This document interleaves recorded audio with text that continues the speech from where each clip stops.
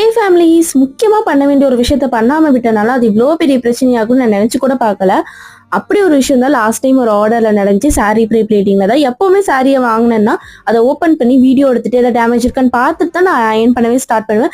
But last time அந்த மாதிரி பண்ண மறந்துட்டு இந்த சாரீ இல்லை, இதுக்கு முன்னாடி வந்த ஒரு சாரியை நான் ஓப்பன் பண்ணி பார்க்காம ப்ளீட் பண்ண ஸ்டார்ட் பண்ணிட்டேன். பிகாஸ் அன்னைக்கு ரொம்ப எனக்கு தலைவலியாக இருந்தனால சீக்கிரம் ப்ளீட் பண்ணி கொடுக்கணும்னு சொல்லிட்டு நான் ஆரம்பிச்சுட்டு செஸ்ட் ப்ளீட் கிட்ட வரும்போது நான் பார்த்தா அது டேமேஜ் ஆயிடுச்சு. உடனே நான் கிளைண்ட் கூப்பிட்டு இந்த மாதிரி சொல்லிட்டேன். லக்கிலி அவங்க எனக்கு தெரிஞ்சவங்க அப்படிங்கறதுனால அவங்க அக்செப்ட் பண்ணிக்கிட்டாங்க. ஓகே, இது டேமேஜ் அப்படின்னு சொல்லிட்டு. வேற ஏதாவது கிளைண்டா இருந்தா அது இன்னும் கொஞ்சம் இஷ்யூ ஆயிருக்கும்.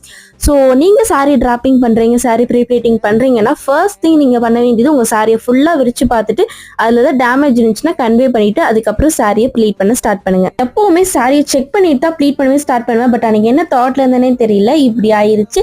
நீங்களும் இந்த மாதிரி ப்ராப்ளம்ஸ் ஃபேஸ் பண்ணியிருந்தீங்கன்னா அதை எப்படி ஹேண்டில் பண்ணீங்கன்னு மறக்காம கமெண்ட்ல சொல்லுங்க. டாடா.